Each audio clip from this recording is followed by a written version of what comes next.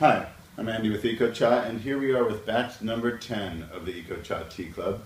And this month's batch of tea is a Hongshui Oolong that was processed in a very traditional manner. As you can see, the leaves are completely opened and just slightly twirled rather than the tightly rolled modern method of drying and curing the tea so that is less susceptible to breaking and keeps freshness for greener oolongs. Now this type of oolong, as it was made in its traditional fashion, will actually improve with age in a better way due to the way it was dried and cured. The leaves, the fact that the surface of the leaves is mostly exposed still, allows them to undergo what is called post-oxidation, or ho fa xiao. And so rather than the leaf being very tight and very little surface area being exposed to air, this is majority of the leaf is exposed to air and will age more evenly, you might say.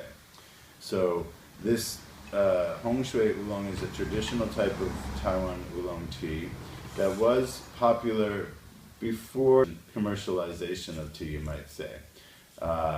Local methods of producing tea, this was a popular way to process tea. And in recent years has become popular once again.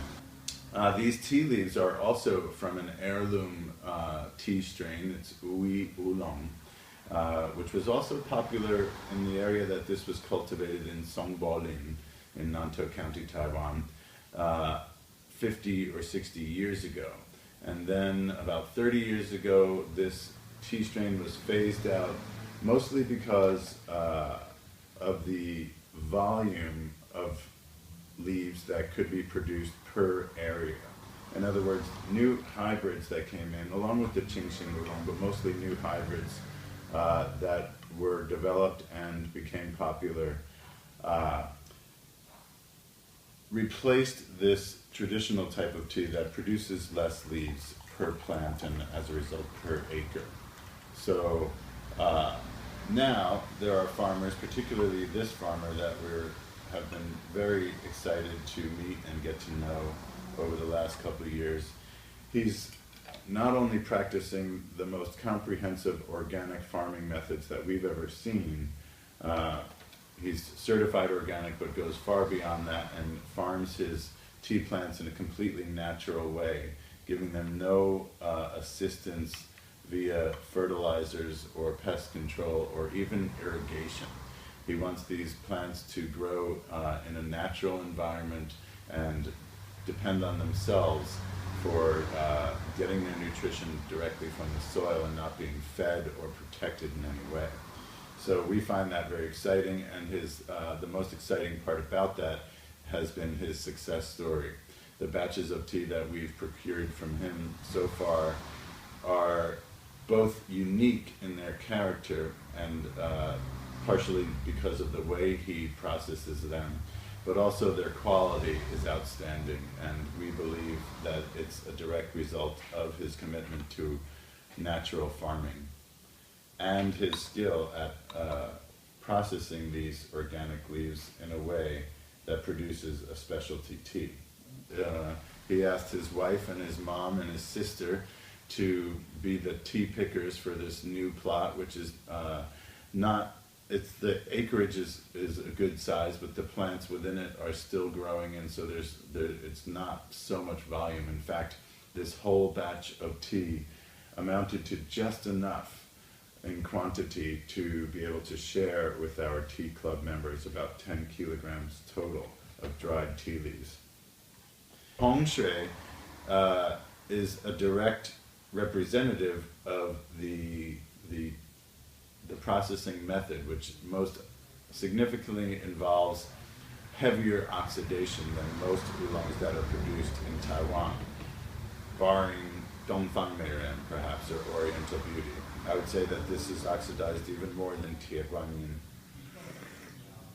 And another distinct characteristic of Hongshui Oolong is that it is roasted either not at all or very lightly. This underwent one single roasting at a relatively low temperature for about 10 hours. To completely dry the leaves is one of the objectives in post-production roasting, and also to cure them more, to kind of fix their flavor compounds, and so that it's a more stable tea and will be able to age optimally, you might say. So getting onto the flavor, you get a very fruity flavor profile from heavily oxidized tea, particularly if it's not roasted significantly. And so this has a tangy, rich, complex, but also mellowed character in my experience.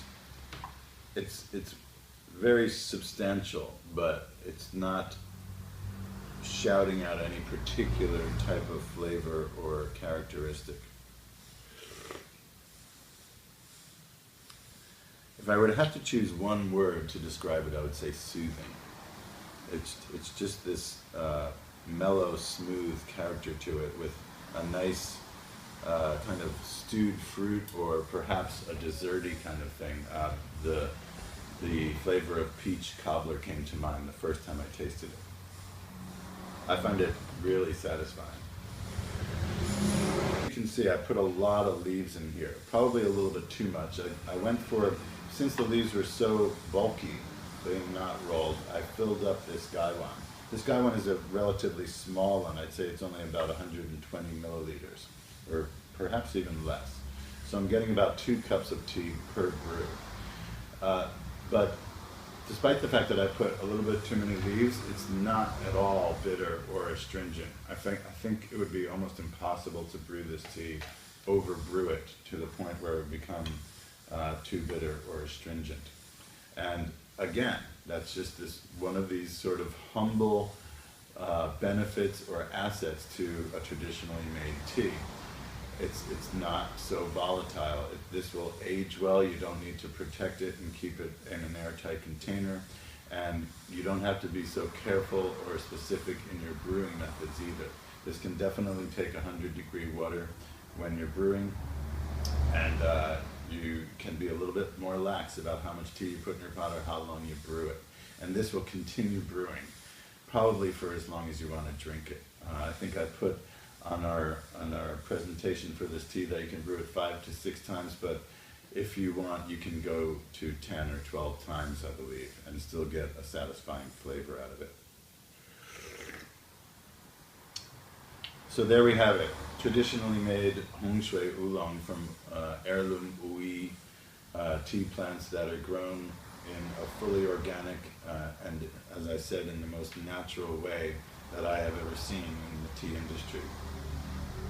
Again, we're very excited to have this resource of tea, and we are this month 100% confident that you could not find a batch of tea that was farmed and processed this way. And the fact that only 10 kilograms were made from this harvest makes it 100% specific to our Tea Club members. Nobody else is going to get to share in this batch, because there's just enough for us. And that's just how it is this month. Thanks for being with us, and we'll see you next month.